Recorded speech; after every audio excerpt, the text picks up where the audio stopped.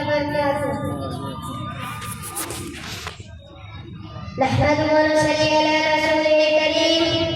أما بعد، فأعوذ بالله من الشيطان الرجيم.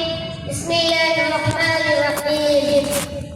إنما يأمر مساجد الله من آمن بالله واليوم الآخر.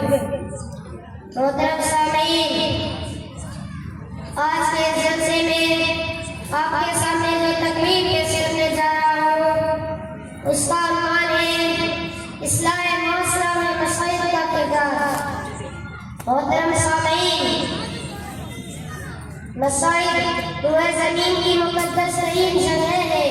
اسلام اور مسلمانوں کا مرکزی مقام بھی مسائل ہے. خوش نصیب ہے وہ لوگ جن کا مسائل سے تعلق جزو زندگی ہے.